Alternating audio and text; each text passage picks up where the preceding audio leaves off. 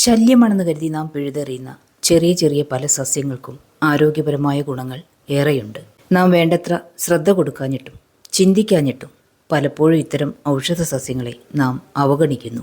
ഇത്തരം ഒരു സസ്യമാണ് മഴക്കാലത്ത് കൂടുതലായി വളരുന്ന ചൊറിയണം അഥവാ കൊടിത്തൂവ അല്ലെങ്കിൽ നെറ്റിൽ എന്ന സസ്യം. ആരോഗ്യപരമായ ഗുണങ്ങൾ ഇത് ഒരുപാട് നൽകുന്നു. വൈദ്യശാസ്ത്രം ഇത്ര പുരോഗതിയില്ലാത്ത കാലത്ത് തൊടികളിൽ നിന്നും ഇത്തരം സസ്യങ്ങൾ കണ്ടെത്തി രോഗസൗഖ്യം നേടിയിരുന്ന ഒരു തലമുറ ഉണ്ടായിരുന്നു എന്നുള്ളത് സത്യം.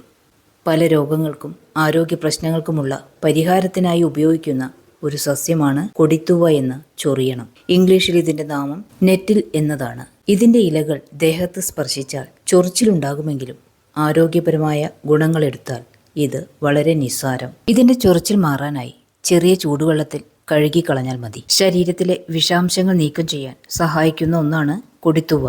ലിവർ, കിഡ്നി എന്നിവ ശുദ്ധീകരിക്കാനും രക്തശുദ്ധീകരണത്തിനും അതുപോലെ തന്നെ രക്തദൂഷ്യം വഴിയുള്ള ആരോഗ്യ ചർമ്മ പ്രശ്നങ്ങൾക്കും കൊടിത്തൂവ നല്ലൊരു മരുന്നാണ്. ഇതിൽ ധാരാളം കാൽസ്യം അടങ്ങിയിട്ടുണ്ട്.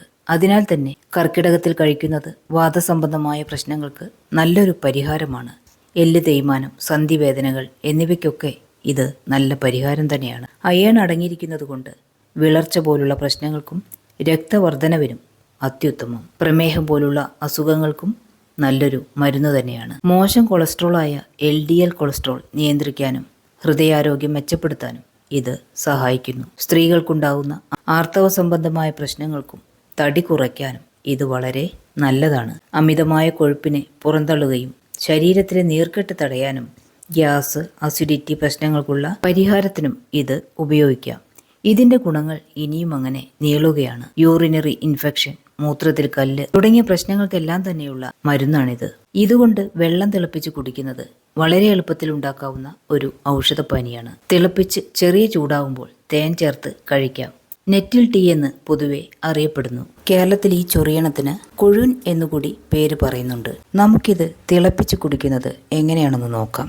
വളരെ എളുപ്പത്തിൽ ഉണ്ടാക്കാൻ പറ്റുന്ന ഒരു ഹെൽത്ത് ഡ്രിങ്കാണിത്. ഒരു മഗ്ഗിൽ ഞാനിത് 3 തുവയുടെ ഇലകൾ ഇട്ടിട്ടുണ്ട്.